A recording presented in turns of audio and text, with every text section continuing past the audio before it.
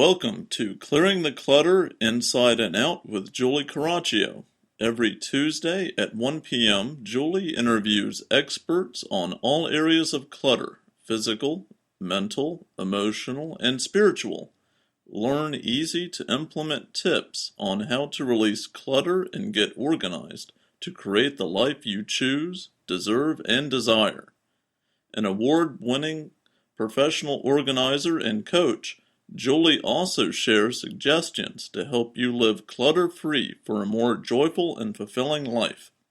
Do you let go of clutter, but then at no time it's back to the way it was? Do your books on releasing clutter and getting organized collect dust on a shelf?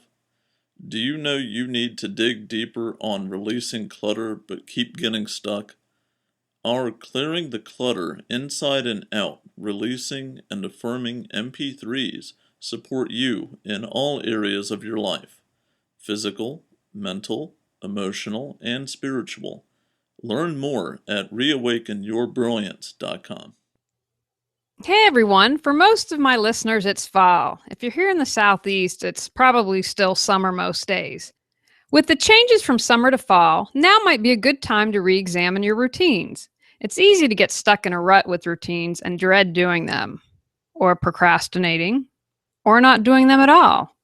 That just creates more mental clutter and stress. Today I'm going to talk about rethinking your to-do list. After working with my coach and mentor, I made a change in how I tackle both my personal and professional lists. It has had a huge impact and I wanted to share.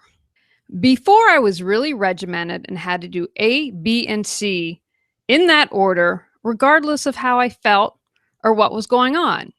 It fit my personality, how I was taught, and how many people in the business world operate. I now use a big notebook where I write down all the items I must do each week. Each morning, I ask myself, what do I need to do today? What would I choose to do today? I then listen. Each day, I can be in the flow, and I'm happier because I'm in the present moment more, listening to myself at the deepest levels. I do a lot of writing and creating in my work, this podcast, my classes, my workbooks, and more. When I'm able to come from a place of where I'm inspired to do it, I get a better product than when I'm coming from just another thing to cross off on my to-do list. Wouldn't you agree? I get my hair did today, as they say in the South. I went to the dentist. I'm feeling good. This is a great time to be recording podcasts. Even if we aren't aware of it, most times we can pick up on the energy of what people are feeling. We are attracted to what feels good. Just like if you were going to walk into a very cluttered room, you feel the energy of the clutter. And when you walk into a room that's uncluttered, you can feel that. It's the same with our words and the intention that we put out. Now, being in flow is fun, but it's also not realistic. I need to schedule clients, interviews, and events, so I can't do this 24/7. What has happened, though, with a regular practice is that I'm able to do this more and more, and what needs to be scheduled flows together a lot more easily. The key is staying fluid, and when you have the flexibility to ask what needs to be done, you honor that. If you practice this regularly, you'll find you're getting more work done in less time, and you're much less stressed about it. I also recently suggested to a client a variation on this, and she didn't think my method would work for her. So here's what I suggested.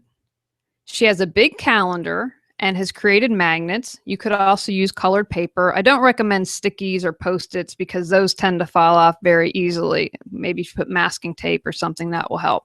She has labeled all of her magnets with various tasks that she needs to do: social media, website, exercise, self-care, etc. Each block represents 30 minutes. Each day after she wakes up, she maps out her day with the blocks in an order that she thinks will work. If something needs to change, she can easily move them on her schedule without getting stressed out about it. There is more structure to this than how I do my schedule, but there's also flexibility.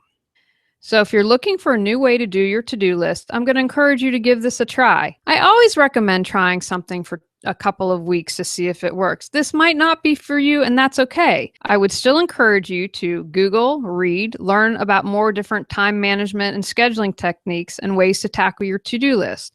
If you're feeling stuck or in a rut, now's the time to try something different. So here's an exercise. One day this week, sit quietly and ask yourself what you feel like doing today. If it's on your to-do list, great.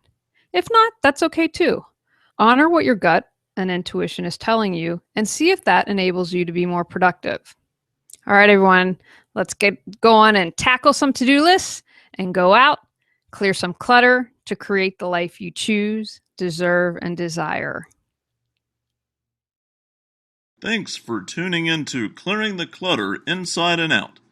Sign up for our newsletter and receive a free copy of 10 clutter-free living tips. Ready to create the life you choose, deserve, and desire? Learn about Julie's coaching, ebooks, online monthly decluttering classes, how to organize your life, office hours, and her unique clutter-free living mastermind at reawakenyourbrilliance.com. You can also watch all episodes on YouTube or download on iTunes and more. Join us next Tuesday at 1 p.m. Remember, the journey of 1,000 miles begins with one step.